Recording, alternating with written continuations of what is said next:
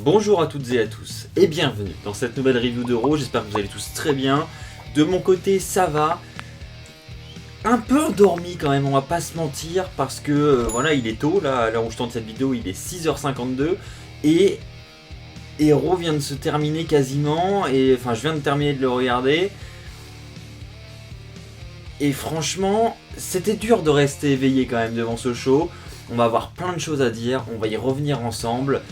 Franchement, tous ceux qui ont apprécié ce show, qui ont trouvé que c'était un bon show, je vous invite à décrire pourquoi dans l'espace commentaire. Ça m'intéresse vraiment parce qu'on va y revenir. Et j'ai eu beaucoup de mal à trouver des points positifs à ce show. Honnêtement, d'habitude, je suis plutôt du genre à être optimiste, à essayer de voir le bon côté des choses. Mais là, j'avoue que depuis plusieurs semaines, d'ailleurs vous êtes plusieurs à me faire le reproche, c'est vrai, je critique assez négativement les shows, mais j'ai l'impression d'être objectif, donc voilà, j'essaye d'expliquer mes avis le mieux possible. Donc n'hésitez pas, si vous n'êtes pas en accord avec moi, à le partager dans les commentaires. Et puis comme je le dis à chaque fois, je n'ai pas le meilleur avis du monde, personne n'a le meilleur avis, chacun a le sien, on est ici pour partager notre passion, c'est vraiment un partage, donc l'espace commentaire est fait pour ça, allez-y. Ceci étant dit, commençons avec le premier point de la soirée. Alors pour ce premier point de la soirée, je voudrais parler de plusieurs matchs, parce que si vous regardez le show que nous avons eu cette nuit, on n'a pas eu énormément de matchs, enfin on a eu quelques matchs, mais quand vous regardez la majorité des matchs, et c'est ce qui va justifier un petit peu pourquoi je suis aussi négatif envers Raw depuis quelques semaines, vous regardez par exemple un match, vous regardez Aleister Black contre Tony Nese. C'est cool, on voit Aleister Black, c'est à chaque fois des matchs relativement courts, donc ça c'est pas ouf. On voit Tony Nese, donc ça aussi c'est cool. Mais voilà, depuis, ça fait plusieurs semaines que Aleister Black a des matchs 1 contre 1, ok c'est cool, des matchs assez courts. Mais enfin, pourquoi on n'a pas des rivalités où il se passe des choses, du coup on voit un match, ok. Alors, soi-disant, il est en rivalité avec Buddy Murphy. On voit un petit segment backstage après avec Buddy Murphy où on lui demande s'il a regretté d'avoir toqué à la porte de Aleister Black. Donc, visiblement, la rivalité semble continuer entre les deux. Mais pourquoi ne pas mettre en place une altercation entre les deux ? Pourquoi ne pas faire une vraie rivalité ? Pourquoi passer par des petites micro-interviews backstage où Buddy Murphy dit « Ah ouais, franchement, je regrette pas d'avoir toqué à la porte de Aleister Black, il va voir dans les semaines à venir ce qu'il va recevoir. » En gros, c'est le message qu'ils essayent de faire passer, mais pourquoi attendre autant de temps ? Je veux dire, ça fait déjà plusieurs semaines que moi je m'attends justement à ce qu'on ait un début de rivalité entre les deux, enfin qu'il se passe quelque chose quoi, et rien. Non, on a toujours la même chose, un match 1 contre 1 avec Aleister Black.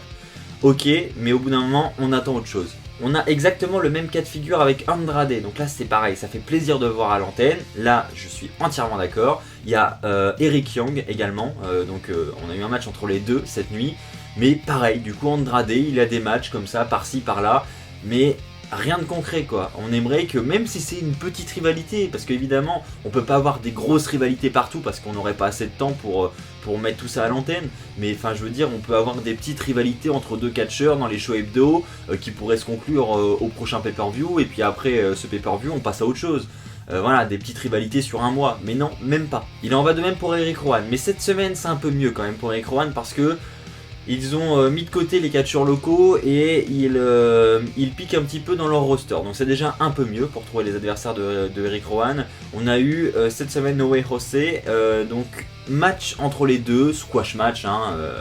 Bon, on s'y attendait parce que Eric Rowan doit rester fort. Et Eric Rowan, il a son nouveau mystère, là, sa nouvelle cage à hamster.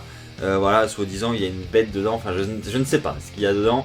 On lui a d'ailleurs posé la question en backstage après son match et il regardait dans sa cage comme si c'était un animal, et puis il n'a pas voulu répondre à la question.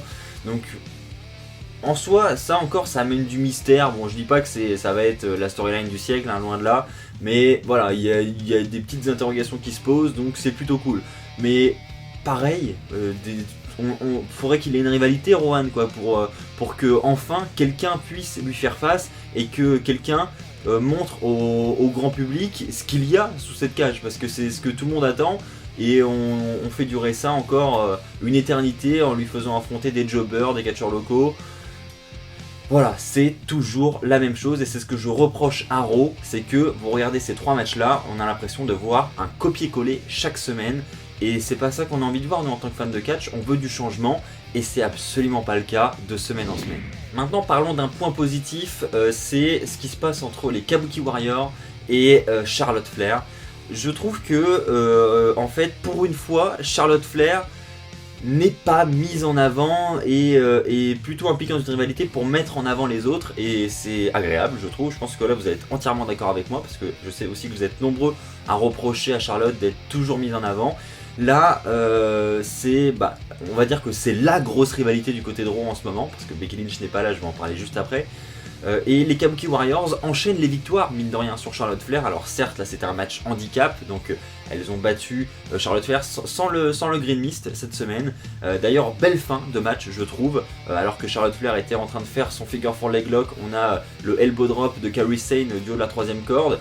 Franchement, c'était un bel enchaînement et c'était une belle manière, je trouve, pour conclure ce match. Donc, gros point positif. Et puis voilà, ouais, elles enchaînent les victoires. Elles s'imposent vraiment comme des championnes par équipe dominantes. Donc franchement, ça promet de belles choses pour les Kabuki Warriors et c'est vraiment cool. Là-dessus, c'est un gros point positif ce qu'ils font dans le booking des Kabuki Warriors. Maintenant, Becky Lynch. Je pense que vous êtes très nombreux à attendre Becky Lynch à Raw et à vous demander où elle est, parce que déjà, j'en avais parlé la semaine dernière. C'est vrai que son absence s'est fait ressentir, c'était au lendemain des Survivor Series. On avait plein de questions après le main event, après ce qui s'était passé avec Shayna Baszler, et pas d'éléments de réponse, et elle est toujours pas là cette semaine. Donc où est Becky Lynch? C'est ma grosse question, et franchement c'est notre championne féminine de Raw, quoi. Donc on a envie de la voir, on a envie qu'elle soit là, on a envie qu'elle soit impliquée dans une nouvelle rivalité. Je vous rappelle que c'était l'avant-dernier Raw avant TLC, donc il n'en reste plus qu'un pour booker le prochain pay-per-view, et on a encore 0 match d'annoncé et toujours pas de rivalité pour le titre féminin. Donc on en est à se demander, est-ce que le titre féminin va être remis en jeu à TLC? On ne sait pas. Ça commence à faire beaucoup d'éléments quand même, je trouve, qui ne promettent pas un magnifique show pour TLC. Donc c'est dérangeant, je trouve, de ne pas avoir notre championne féminine et puis de ne pas avoir de choses d'annoncer pour TLC, parce que on annonce un pay-per-view pour la mi-décembre et on n'a aucun match d'annoncé. Donc comment vous voulez promouvoir un pay-per-view, comment vous voulez promouvoir une rivalité, sachant que il y en a plus ou moins à certains endroits, mais elles sont pas officielles. Enfin voilà, on sait pas encore à quoi la carte va ressembler.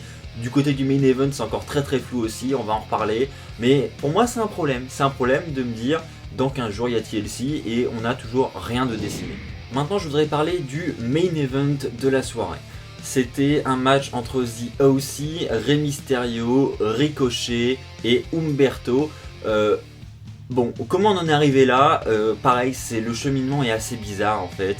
On a premièrement Drew McIntyre donc, qui affronte Akira Tozawa. On a ensuite, après le match, Drew McIntyre qui va demander à Orton de venir parce qu'ils doivent parler entre eux par rapport à ce qui s'est passé la semaine dernière où ils ont eu une altercation ensemble.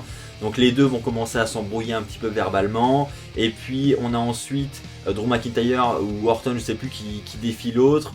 Et puis on a The OC qui arrive, qui les coupe. Et au final, on a Drew McIntyre qui dit qu'il va laisser The OC régler ses affaires avec Orton et qui part. Et au final, on a The OC qui attaque Orton. Et ensuite, on a Rey Mysterio, Ricochet et Humberto qui viennent aider Orton. Ce qui nous amène à ce match. Voilà, je sais pas si vous avez tout suivi, mais c'est un peu compliqué. Mais on arrive à ce match avec, au final, la victoire de The OC qui va faire le tomber sur Ricochet. Il me semble que c'est AJ Styles qui va faire le tomber sur Ricochet. Comment on en est arrivé là? Pareil, en fait, vous voyez, là on a plein de lutteurs qui sont impliqués dans ce match. Rey Mysterio, par exemple, qui est notre nouveau champion des États-Unis, il aurait très bien pu poursuivre une rivalité avec AJ Styles pour mettre en place un ladder match à TLC ou même un match simple à TLC. Mais peut-être qu'on va en arriver là, peut-être qu'au final, au dernier moment, on va avoir ce match annoncé, mais on n'a pas de construction, quoi. On a l'impression que ça part dans tous les sens. Du coup, Orton, après le match, est venu faire un RKO sur AJ Styles. Enfin, voilà. Pourquoi? Alors AJ Styles, finalement, il a pas l'air d'être en rivalité avec Rey Mysterio, puisqu'on a Orton qui s'attaque à AJ Styles, donc ça va sûrement nous amener à AJ Styles Orton. Voilà, on a du mal à suivre. Franchement, j'ai l'impression que ça part dans tous les sens. Ça part dans tous les sens. Et je trouve ça problématique, ouais. Ceci étant dit, passons au flop de la soirée.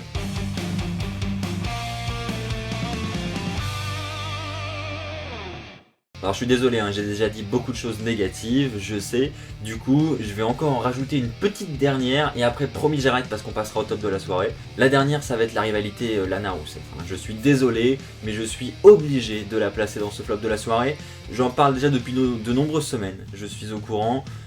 Mais clairement ça dure, et c'est toujours la même chose, soi-disant Lana qui a contacté les officiers de police du Tennessee, je crois que c'est à Nashville, c'est à Nashville le show, donc elle a contacté les officiers de Tennessee pour que Rousseff ne puisse pas être présent durant le show de ce soir. Enfin bref, c'est toujours le même scénario. Et puis on a Bobby Lashley qui va avoir un match, évidemment.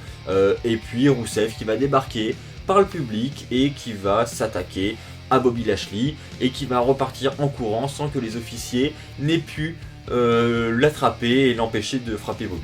Et ensuite, après le match, on a Bobby donc, qui va s'énerver contre les officiers de police qui étaient aux abords du ring en leur disant « Mais vous n'avez pas fait votre boulot », voilà, il va vraiment s'énerver contre eux. Ça ne va pas plaire aux officiers de police qui vont lui mettre les menottes. Et puis ensuite, on a Lana qui va s'énerver parce que Bobby Lashley a les menottes. Et on a donc ensuite Lana qui va gifler un officier de police.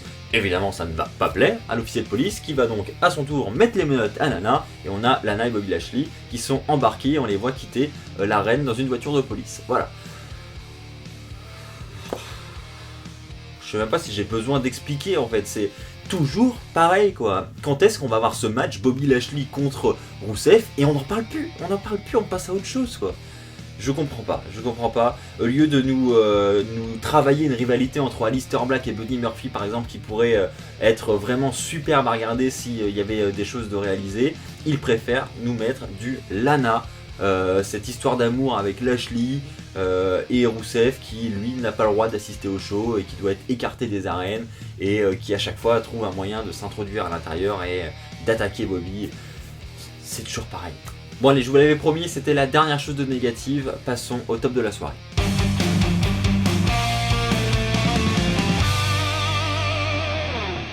Ce top de la soirée, je devrais le dédier à Kevin Owens, que j'ai trouvé vraiment très bon encore une fois au micro cette semaine.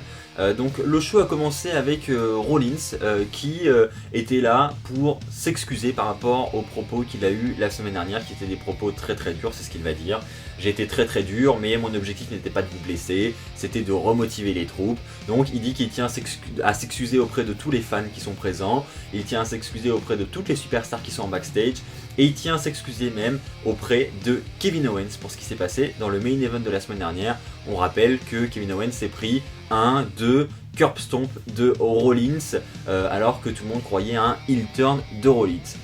Je dis pas qu'il n'a pas fait de heel turn, ça va peut-être se confirmer dans les semaines à venir, mais en tout cas cette semaine, il a semblé plutôt face en voulant s'excuser auprès de Owens, mais effectivement, je suis assez d'accord avec vous, je pense que c'est un coup monté et que on va s'apercevoir dans une semaine ou plusieurs semaines que finalement Rollins a bien tourné son dos à Kevin Owens. Quoi qu'il en soit, cette semaine il voulait s'excuser, donc il invite Kevin Owens à venir sur le ring, donc Kevin Owens arrive, et puis Kevin Owens dit que Rollins a un lien avec AOP, Rollins dit non, je t'assure, j'ai vraiment rien à voir avec ça, donc il se défend, et puis Owens insiste et dit si t'as un lien avec eux, et puis on a ensuite AOP qui arrive, et puis AOP qui va commencer à parler un peu dans leur langue, qui vont ensuite défier Rollins et Kevin Owens dans un match ce soir, et on a Rollins qui, pour prouver à Owens que finalement il est vraiment avec lui, il va lui dire